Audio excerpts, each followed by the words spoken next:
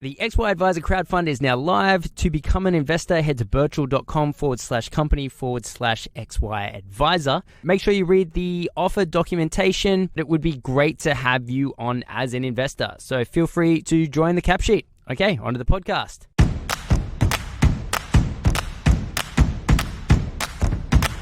Welcome to the XY Advisor podcast. To join a global community of financial advisors sharing and learning with one another to drive the positive evolution of financial advice, head to xyadvisor.com.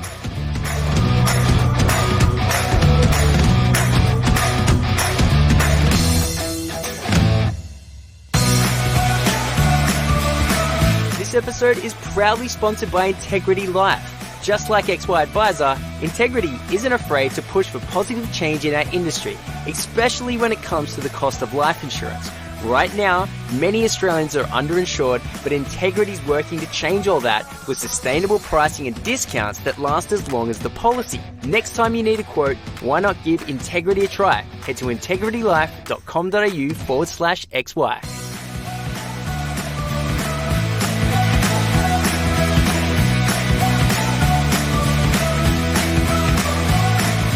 G'day, how's it going? What do you know? Striker like Clayton here from XY Advisor. I am with Miss Wow, Michelle of the UK, of Standards International. Thank you for joining us today. My greatest pleasure. So we were connected via Francois, the South African Francois. He's a power individual. That guy. Wow. That but anybody that has Captain Marvel on his backdrop gets my vote. To be fair, I was just looking at him thinking this is amazing. When I did my little interview with him, I was like, I love this guy. He loves Marvel. He's right up my street. Well, he's a fantastic guy. He interviewed me for his live stream, and he said you guys have to meet. And then I had such a good interaction with him. I learned about Standards International, but it's really good to sort of hear it from, the mouth of the creator. You've been doing it for 20 years. In a nutshell, it's you would say you have a fairly accurate, if not the best view of the best way to run a financial planning process and a financial planning business. Is that correct? 100%. I love it.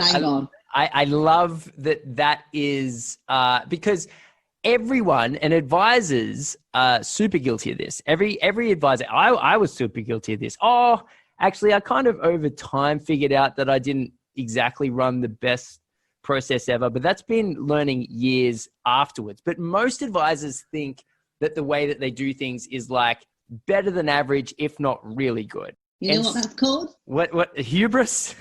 Ego. Ego. Fair enough. Well, I mean, advisors I find are good with numbers and good with people, and they've got a pretty good skill set. So they do sort of fancy themselves well, and I respect that as well. I think they have the right to do that.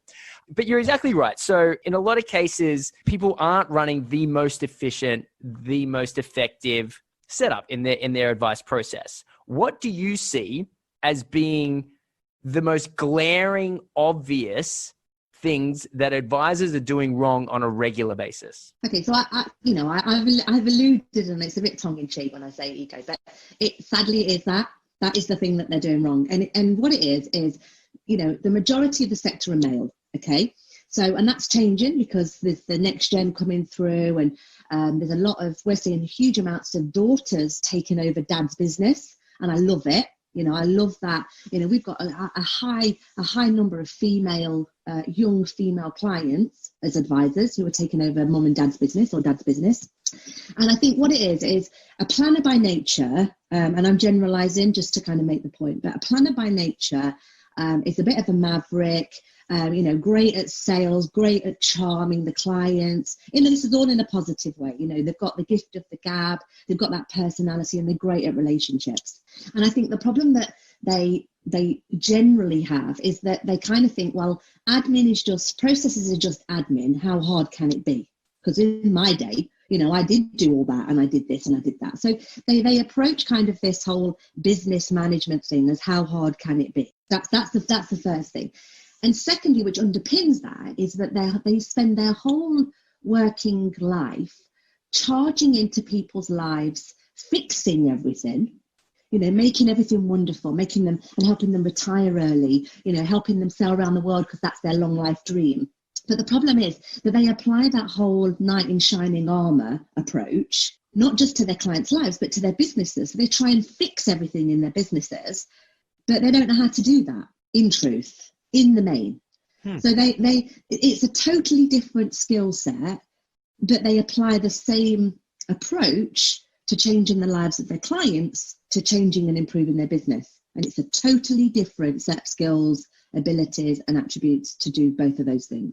Yeah, right. That's really interesting. I remember researching once that resilience and the tools that are used to sort of that step upper lip and continuing to move forward despite hard times, while it can be useful in a lot of circumstances, when things go really bad, or when, say, in someone's personal life, if depression sets in, that skill set actually drives the problem further into the ground. So it's almost like you're saying that the skills that advisors are naturally endowed with to perform well in other people's lives is actually a hindrance in their own advice process or advice business.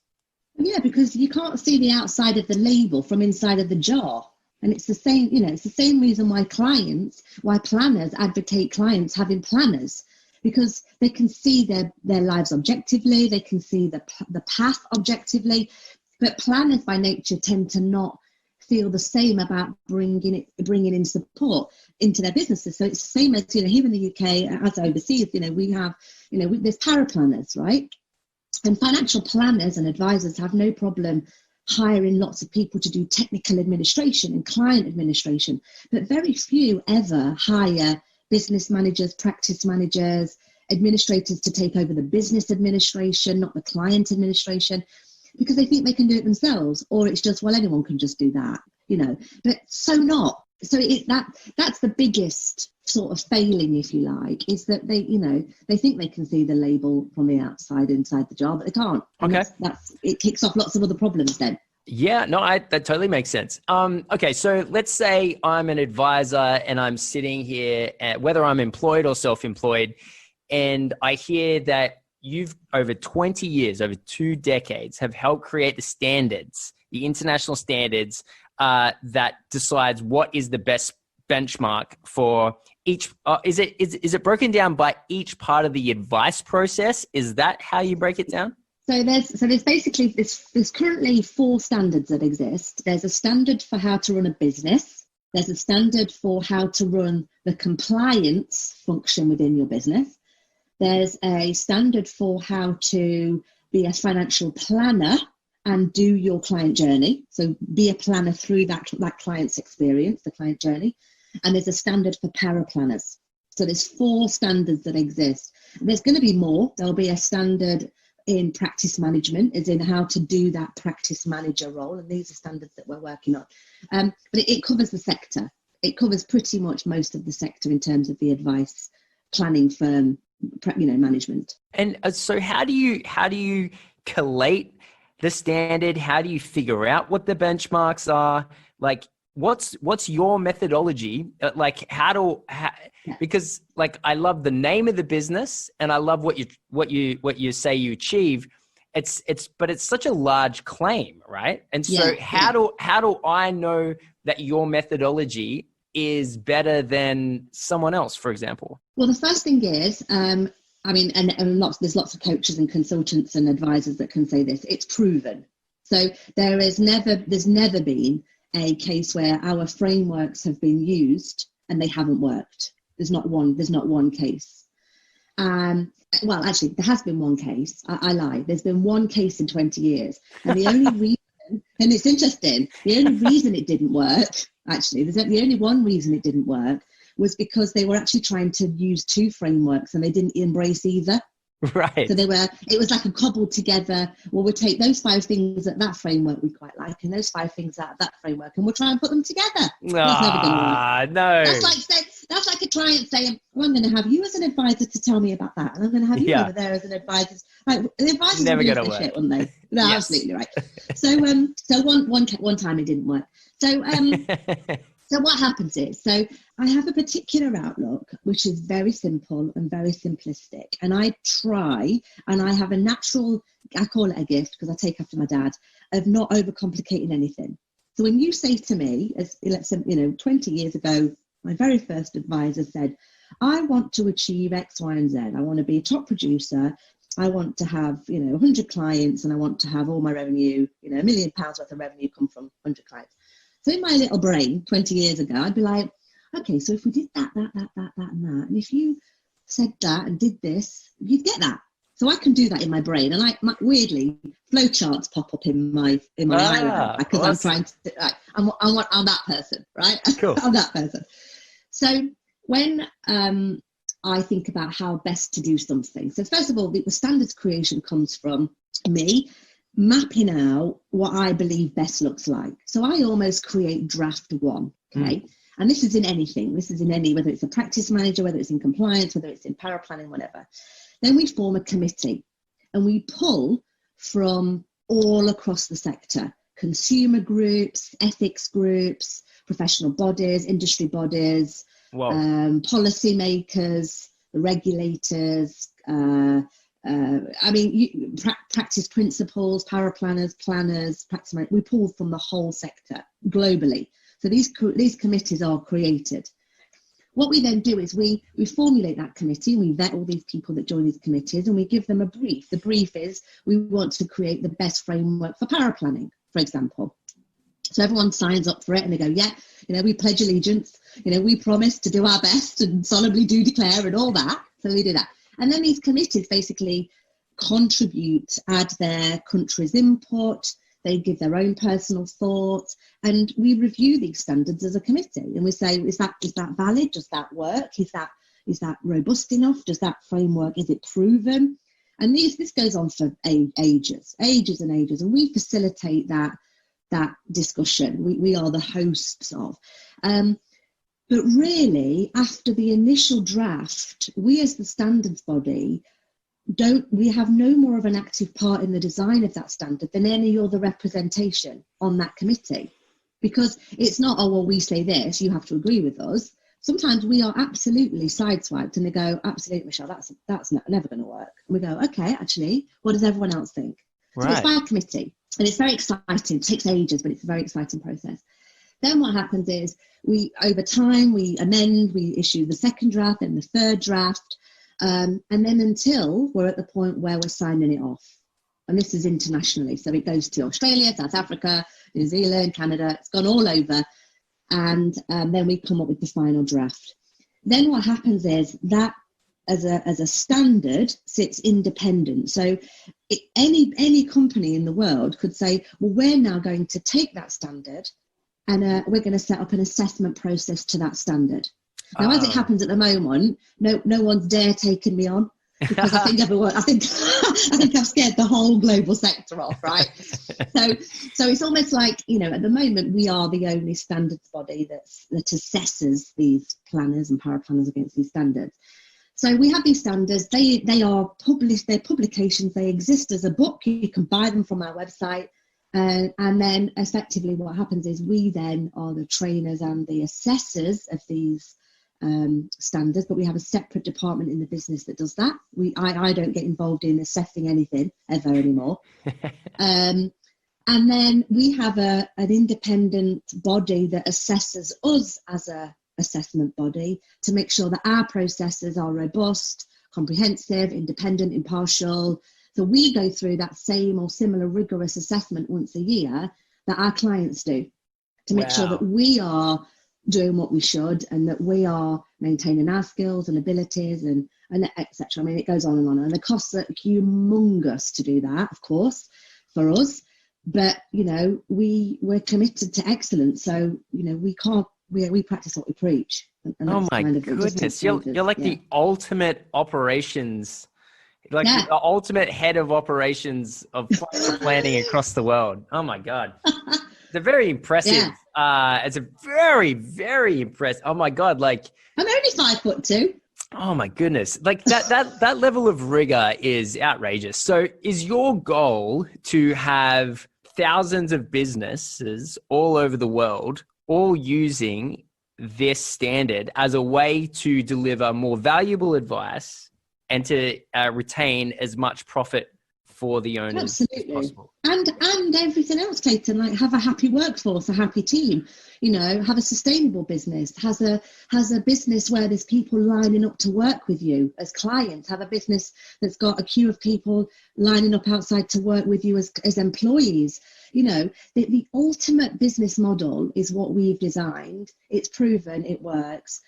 It breaks my heart when I see others trying to reinvent the wheel that's taken me 20 years to design. It makes no sense, no sense to me. And I think, are you for real? Like, what you're doing, like, save yourself the heartache. Because it's cost me, personally, it's cost me dearly, for 20 years. I can honestly tell you that in my 20th year was when I started getting paid for this work. Wow. That I personally took money, like decent money. It's cost me relationships. It's cost me my health at times, my mental health, my physical health. Yeah. Time with my daughter who's now 9. I remember her being a baby and I'm shipping out all over the world talking at conferences and she's 6 months old and I'm like, yeah, bye. Yeah, that's tough. I've not done that for my health. Like I've done that. So absolutely I do. And my personal goal is that for me, I'll probably be 60 by the time this happens, but, ultimately that, policymakers, and it happens a bit, regulators and professional bodies seek my counsel, but, I want to be able to go into a regulator in any country in the world and they go, right, we're setting a new policy for this. What do you reckon? And I want to go, well, do you want my honest opinion? This is what it needs to do and look like, and this is how you need to police it. So I hit it at the top, rather than trying to kind of get advisors on board and planning firms on board from the bottom. Yeah. It's just way easier. It's in what you've created, because occasionally I think to myself, as a part of advice globally moving into a profession, we need to have an international standard, just like accountants. There is one.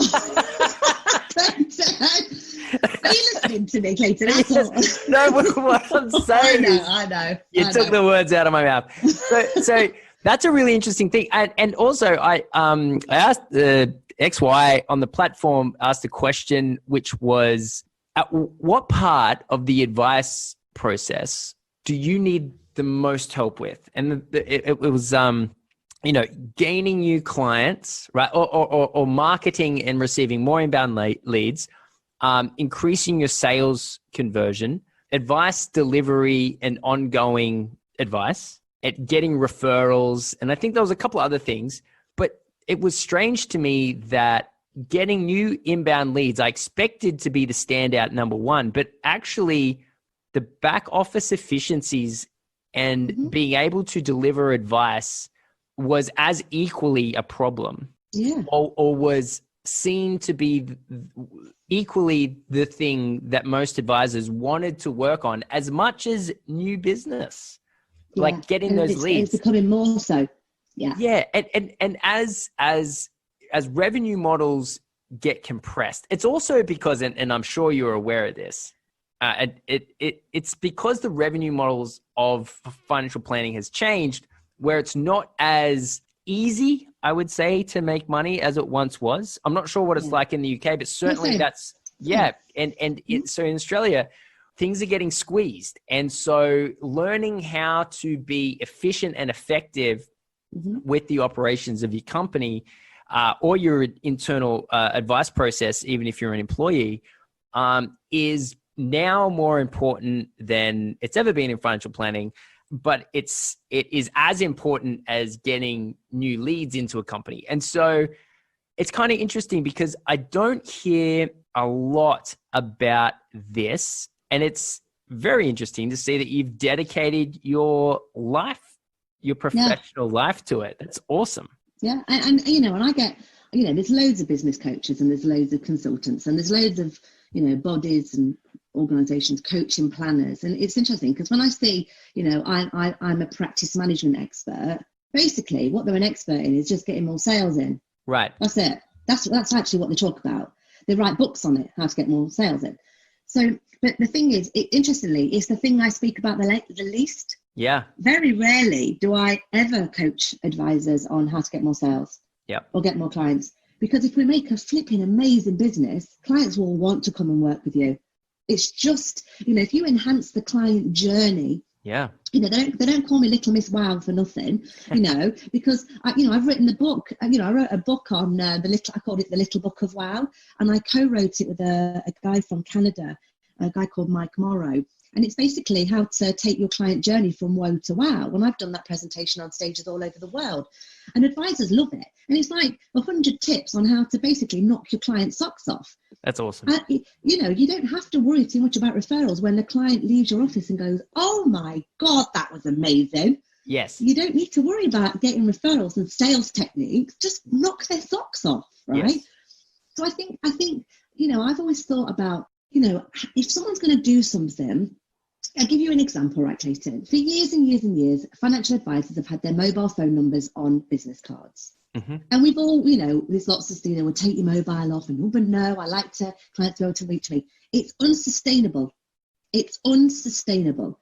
So don't do it to start with. So my mind thinks like, and it's the basis of all the standards that I've written. If you can't do something in 10 years, don't start it today.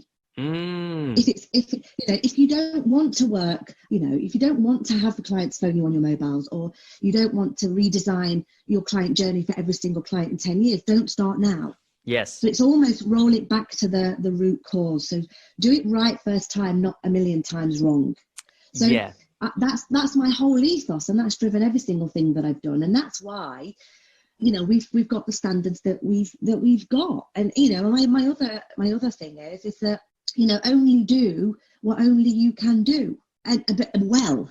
You're it's the whole unique ability. Dan Sullivan, strategic coach, everybody talks about it, but only do what only you can do. The rest, the second you've got $1, pay somebody else to do it, and don't think you can do everything. And that's been the ethos of my whole professional life, and why everything that we've designed, if you can't do it in 10 years or don't want to do it in 10 years, certainly don't start doing it today. Just don't. Yeah, I always get scared when I see someone's value prop as being contact me anytime kind of thing. I just think, you actually don't want to do that.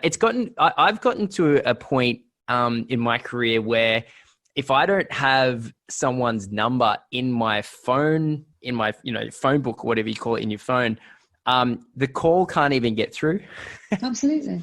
And so, Absolutely. And the reason I got to that point is because, you get these spam callers, right? And I was so sick of receiving these spam callers. And I said to one of them one day, they said, can you please take me off the list? And they said, no, it's your responsibility to change your phone number. And I was like, has it gotten to this point that these people are just going to permanently call me unless I change my phone number? And so I went searching for a solution, and I found out that you can so I have an iPhone, I can turn my phone constantly on Do Not Disturb, but make an exception for anyone that's in my phone book. Yeah, great. So I mean, the plus side is I don't receive any spam calls, but also it's a much more sustainable way to operate, because if I'm consistent, and whether it's spam calls or whether it's legitimate client concerns, if you attach your value to, I will be of service at any point, then you have a very much a limited life shelf. And if to your point, you can't do that in 10 years, it's impossible. You can't, but then think about it. So that's one idea or one change in millions. Yeah, but it's a huge one. So absolutely. But the point I'm making is that when we design these standards and these frameworks have been put together, we've thought all this through. And we've designed it in, just do this. Just listen to what we've said. Just you follow this framework, do it this way. It's 20 years in the making, it'll work. And it's almost like we're pushing it over to them, going, take this, have this, use this, just do everything it says, and you'll be fine. But people don't, because they think they know better. And I get it. I totally get it. But we don't have time to try and figure it out ourselves, which is why planners are professing to clients to get professional advice. Yet advisors and planners seem to not want to get professional advice from people who advise them on how to run their business, which it makes no sense. It makes no sense. And actually, and I said to you just before, I suppose, which is slightly controversial, I have a lot to say about kind of next gen, XY, next gen generally, because, the best ones, the ones that are absolutely knocking it out of the park, are those that have literally ripped up the rule book of everything that's gone on before. I mean, after you today, I've got like 9 new inquiry phone calls. Why? Because what's happened is COVID's hit. They've looked at their business and gone, well, I've got great relationships with our clients, but by God, my business is in a mess. Team aren't producing, can't work from home, systems aren't set up, efficiencies aren't there. And I've got 9 phone calls after yours. I'm going to be deaf by like 9 o'clock tonight, right? Whoa. But it's because they're all new, all brand spanking new potential firms who have gone, yeah, this isn't working, is it? Wrong people in wrong roles, no processes in place, and. And I'll say the same thing to all of them. Just follow this structure, recruit like I tell you, hire people this way, hire these types of people for these types of jobs in these roles, you'll be fine. It's been done. It's been done already. Totally rip up the rule book and start again. So when you say rip up the rule book, what do you mean by that? I mean, all those kind of like, well, if I tweak this, and we used to do that 20 years ago, and yeah, but now, they used to take commissions. We should now just charge fixed fees. But there's more to it than that. We should add this into our client journey because, we think that that's a good idea. How about actually start your whole client journey from scratch, design it from scratch, top to bottom? Well, we like these types of clients, but we want them to have a bit more money. How about redesign your whole client profile from scratch, your way? Don't worry about what he's doing down the road or what that guy in that mastermind group's doing. What do you want to do? What's your authentic self, your authentic proposition, your way? So often I get planners, advisors of all ages going, well, so-and-so is doing it like this and I like that, and I'll try and copy it. No. Stop worrying about what everyone else is doing. What do you want to do? What's authentically your gut instinct, what you want to do? And of course we have to follow the rules in terms of regulations and all that. That's fine. But the benchmarks are low, really. So there's huge amounts of scope above what the regulators and the professional bodies want from planners and advisors and their businesses. So actually there's a huge amount of space for creativity, really. It's just, as a planner today, you guys are so busy focusing on what they have to do, then can't do. They're missing what they are required to do, but then can do to make that better. Because they're so exhausted by what we can't do, must do, almost like the rules. They focus too much on, the compliant requirements than actually the valuable requirements, the stuff that can be really, where the creativity comes in. So I almost, I say it a lot, and I would urge me to question anybody that's listening to this and say, if you were starting your business or your role again, what would you do differently? How would it look? How would your client journey look? What would your fee proposition be? What type of clients would you work for? Would you hire Doreen who sits in your office, typing with a Pearl and Twin set outside doing your audio typing, Doreen out there? Of course you wouldn't. You'd do it totally different. Can we still keep Doreen though? We can't get rid of Doreen. It depends. Well, no. The problem with Doreen is mostly she's related to the planner. So right. unless you want to fire your wife or your auntie or some family member, you've got all sorts of problems on your hands. So Doreen's fine, but would you hire Doreen again in today's day? Of course you wouldn't, because Doreen doesn't like technology, and she doesn't like answering the phone to clients because she's a bit scared of them. And there's all sorts of tales that we could all talk about. But I think it's about, if draw a line in the sand. If you were starting this business today, if you were doing this again from scratch, how would you do it? That's when I get excited. That's when my juices really get all kind of sparkly and my jazz hands start coming out then. No, it's a great concept to think about. I got to ask, this is such a labor for you. The way that you talk about it and the amount of time you've been working on it. where does this passion come from? What on earth happened to you as a teenager that you decided that you're going to spend your entire professional life in sorting out financial planners? So it's a very interesting question. I think I'm totally insane, Clayton, if I'm honest. Right? I think I absolutely lost the plot. Okay, so I said to my team, January 2020, and it was a very serious conversation. And I said, because we, as a team, I mean, everyone says their teams work really hard, and they do. However, the difference for my team is that I said to them, and I said it very seriously, I said, guys, I said, you do realise that the fruits of our labour and our impacts probably will never be realised until we're all dead. Holy dooly. Right? So I'm one of them. I'm like Albert Einstein, right? Or the guy that invented the light bulb. Well, I can't even remember what it bloody was, right? Yeah. But the point is, I'm one of them. I know for a fact that the results of it'll be 30, 40 years worth of slog, hard graft, will not be realised within our own lifetimes. Okay? Wow. Now, so how do I motivate a team? That I can't pay well because there's a 1% of the global sector that even get what I'm talking about, right? It's tiny. Our client bank is tiny considering how many planners are across this world. Yeah. Tiny. How do I motivate a team? I motivate them by encouraging them and inspiring them that our purpose is greater than our pain, right? And our purpose as a business, why I get up every morning, why I sometimes leave my daughter, at 4 o'clock in the morning and go on an aeroplane to wherever I'm going to talk about this stuff, is because when I left Nottingham, I'm originally from Nottingham in the UK, and at 19 years old, I left and moved to London at 19, right? My mum's still not recovered from the fact that I was there one day and gone the next, but so even at 19, I gave up my friends, my home, my family, everything, on this pilgrimage, if you like, on this journey of excitement and sparkle, right? And I remember at the time when I wasn't paying myself any money, I was in debt because everything was going on credit cards because I had no money, and I was trying to sell a concept to the world of financial services that nobody even got 20 years ago. Even today, that most don't get it, but 20 years ago, they thought I was insane. They thought I was just a secretary.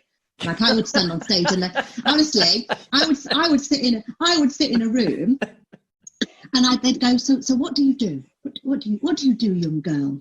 With my sparkly eyes and my great skin at the time. And I was like, I'm a coach. I said, are you a secretary? No, I'm not a secretary. Are you a PA? No, I'm not a PA. Are you an advisor? No, I'm not an advisor. So what are you? Right, you're not listening to me, are you? Like this conversation's going nowhere. So this is 20 years ago in a male-dominated profession. So I remember, I can't remember where I was, but I remember almost it popped into my head what my purpose was. And my purpose is to be instrumental in changing the global face of financial services. That was it. One sentence, one statement. That was Michelle in a box, stitched up with a big bow on the top. And it's not changed to this day. And it has cost me greatly. But I will not stop. I mean, I'm relentless. I'm relentless. I'll be honest, Clayton, I'm single currently, and no flipping wonder. Because I'm like a woman possessed, because I'll stop at nothing to crack it. And I came to the conclusion in December last year, when we're constantly trying to come up with new standards, new services, new solutions for planners and firms. And I'm getting a barrage of attack on social media because, who does she think she is? It's because I'm a woman. You're getting attacked. Yeah, all the time. What? By who? By planners, male planners or women. Yeah. So turn them off. Just block them. I have. Ugh. I have. But what's interesting is I'm quite interested to see what they say. So for example, I'll share. I'm doing this for free. I'm sharing 20 years worth of my wisdom, I guess, for free at 8 o'clock in the morning. And I do this all the time. I speak most of the time for free. Sometimes I charge, but most of the time it's for free. And I get, I'll share an article I've written for free, right? Yes. Or a white paper I've written for free in these groups. And they'll say, I thought advertising and promotion was not allowed. And I respond with, are you for real? Are you for real? Like, I've only just started paying myself a wage. Yeah. Right. 20 years on. So I'm interested in what they say, but I think it's because, and the worst actually was interesting. So the worst barrage I got was from paraplanners when we designed the paraplanner standard. But it was interesting who I got it from, because they were like, well, we are the best paraplanners in the UK and we know what paraplanning should be done. And I'm like, says who? You I know for a fact your process is pretty shite. So, you know, so let's talk later. So it is interesting, but that I'm not bothered about. But it has cost me, you know. I work hard, you know, I put the hours in, and I was only having a conversation with my daughter the other day, and I turned to her, we were driving along, and I said, Ruby, you would be insanely mental not to take over Mummy's business, because I've done all the graft. Somebody's got to benefit from it in the family. And it's interesting. So I'm little Miss Wow. She's mini Miss Wow. So she's got her own Instagram page. And when we went, we did a 3-week tour around Australia when she was 5, and we spoke for we did the MDRT Down Under tour, and we did 8 locations across Australia and New Zealand. And at the end of every presentation, Ruby came on stage with me, and she took I unclipped my microphone and handed it over to her, and she said, hello everybody, my name is Ruby May Collett and my favourite colour is red. And she was 5. So we always love Ruby. So she's really Miss Wow. So, you know, she's already experienced, and, you know, over lockdown, she's been involved in team calls, and, you know, she's heard me on the phone, and she's been in my meetings with me, and she's loved it. And I literally said to her the other day, she's like, I want to be a teacher. I'm like, no, you don't. Stop that. Like, like, honestly, I've worked tirelessly for 20 years. Please, I hope you get all the benefit, because somebody in the family has to, because I will not, but I won't stop. I mean, you know, I'm passionate about it. I could honestly, Clayton, like, if we were recording for 9 hours, I would not shut the hell up. I would just keep going. I've got so much stuff. So basically then the result of these standards should be that each of the professional associations across the world should have this as a part of their education. Absolutely. It's the global These are, in summary, global benchmarks of excellence. Excellence in business, excellence in compliance, excellence in planning, excellence in paraplanning. That's how they're written. That's what they are. Yeah. They're standards of excellence. And are they updated very often? We do update them very often. So the paraplanning standard was launched May 2018, and that will go for a redraft review. It'll probably kick off about January for another version in 2021. And the other standards are the same. So one of the newest, it's interesting because I don't know if you've ever come, I think you know Amanda Cassar. Yes. I think you were going to interview her recently, but I think she rained off for some personal reasons. But so I met Amanda and it links into the question about reviewing and updating. Yes is the answer. And I met Amanda at the MDRT about 3 years ago when I was speaking, and she was talking to me about her book, which I'm sure she'll tell you about, which is Financial Secrets Revealed. And she asked if she could interview me, being kind of the role that I do, but having lots of planners at my disposal, like what's my thoughts about money, right? So she interviewed me, and then we got chatting after, and she told me about a lady called Tanya Target, who was a victim of financial abuse, who she also interviewed for her book. Well, I was just absolutely fascinated by the story, because Amanda interviewed Tanya, and it was all about how she'd escaped an abusive relationship, and she had a 9-year-old at the time, which was pretty much kind of how old my daughter was. And Tanya effectively was financially abused by her partner.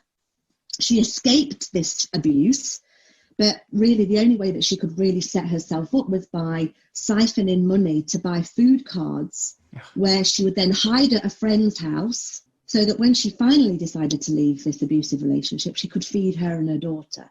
Well, I was hooked. Honestly, Clayton, I was absolutely hooked, okay? So I said to Amanda, I need to know more, because I want to, and it, straight away, I kicks in, right? And I go, well, I want to make sure that every single planner I know in the world is knowing how to spot this in their client relationships. So my brain now, I don't sleep for days then. My brain's like, oh my God, how can we do that? So I do this. So what we launched in July was the financial abuse standard. Wow. So we've now got a specialist certification training program for planners all over the world on how to understand, spot, deal with, support cases of financial abuse. Done. 1 year, done. Unbelievable. No messing. Yeah. So again, drafted, sought counsel. We're going through a process whereby we've launched it. So the first phase of the trainees is going through at the moment. And I did it myself because I wanted to, because I've got girlfriends, I've got mums, I've got friends who I swear are being financially abused by their partners, possibly not intentionally, I might add. So I did this course and I wanted to understand how I could spot, how I could help, as Michelle, not as little Miss Wow or as a kind of a coach, but just as me. Honestly, Clayton, I started this training at 8 o'clock in the morning. I finished at 1 o'clock in the morning, and I went through the whole day. I went to the gym for 1 hour and I did the assessment, I did the quizzes, the questions, I read the research. I was absolutely shaking by the time I'd gone to bed. I was so overwhelmed with emotion of the stories, the videos, the interviews, oh my God. And I was doing Facebook Live videos at like 1 o'clock in the morning going, I'm in my pajamas, like knackered. I look dreadful. I had friends phone up and go, Michelle, are you all right? Like, you don't look very well. I'm like, are you for real? I'm flipping exhausted. But I've submitted all of my evidence independently to my other team in the business, and they will check all of my submissions and my processes and all the evidence that I've had to submit to show that I understand it. And I can't absolutely wait. And I want every planner in the world to know how to spot this. And Amanda, she's just off the scale. Like, you think I've got energy, flaming Nora. Yeah. We've come, one of the things that me and Amanda have worked, Amanda's done the first draft and we're going to be working on it more, is the questions that every planner needs to ask their clients about their relationships, not just with them, with money, but if they're being abused with money, or, and it might not be intentional. It might not be intentional. They might be doing it unintentionally to a partner or to their children, by giving allowances and, well, what have you spent that on? And well, it's a form of control. It's a form of coercive control, but using money. Yes. And one last thing, because this is the thing that really excites me, is that it's something like in 95% of cases where financial abuse exists, so does domestic violence. How much percent did you say? It's like 95. It's ridiculous. Oh, Jesus it's Christ. Like the majority of financial abuse cases is one sign of domestic and violent abuse, right? So I'm like, oh my God, like this means that a planner sitting in front of a client probably wouldn't be able to spot domestic abuse.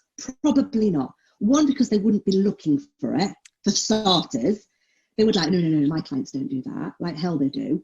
But if they can spot financial abuse naturally because of the conversations and the questions and the signs, it means that they probably are going to also uncover and possibly prevent or intercept domestic abuse. And I just think it's off the scale. So my whole thing is, planners keep banging on about changing lives. I'm like, sod that. You might save a life, right? This is not just even about, letting them retire early. You might be saving somebody's life, literally from, and I'm very passionate about this because it's new and it's something that I've recently kind of got involved in. But oh my God, Clayton, I'm shaking now just talking about it. I'm so excited about the impact that these things, that every single thing that I do, my team does, the impact and how far we can reach. And I can swear to you on my daughter's life, Clayton, this is not about the money for me. Because if it was, I'd have jacked this in a long time ago, honestly. And that's why I get extremely annoyed when people are like, you shouldn't be advertising your services. Give me a flipping break. You owe me to be able to advertise my services because I haven't been paid for 20 years. Like, I take what I need for nothing else, because it's all going back into design and development, never been crowdfunded, never taken a loan, never got into any business debt. It's all been earn, pay in. And it will continue. I'm not going to stop. I've got grey hairs. That's why I've shaved my head. No one can see me, but I've shaved my head because it's just getting greyer. If I have no hair, I can't go grey. That's my motto. This is, you've kind of got this passion for financial planning that it's very common in our little team as well. And I totally can see, I think the way that we talk about it is financial planning is too important not to get right and not to be done well. You know exactly what I mean? Right. And so as someone said to me the other day, really just straightforward, that financial planning should be the second most respected profession in the world. And I was like, yeah, I know exactly what you're saying, like after doctors. And I fully agree to that.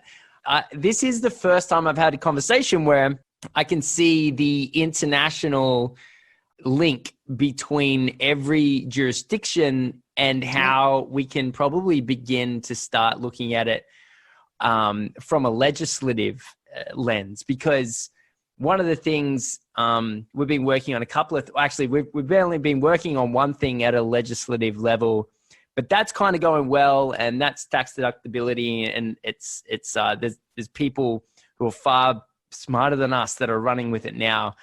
Once we get a positive solution there, my next kind of ambitious goal is to rewrite financial planning at the legislative level. Yeah, and share that same goal. In this country, financial planning is simply just the issuance of financial product, and so that needs to be separated.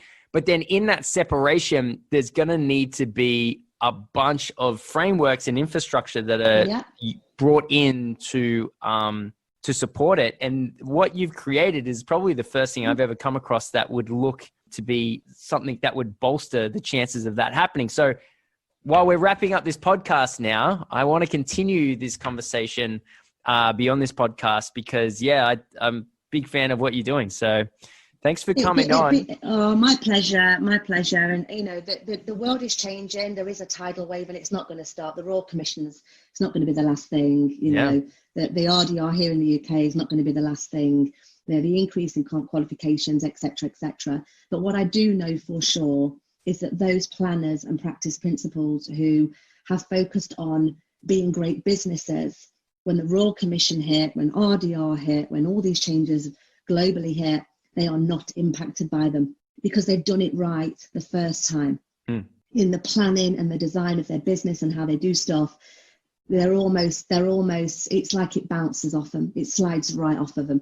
And there are as many, there's planners, we've lost planners to suicide, both in the UK and in Australia, I know.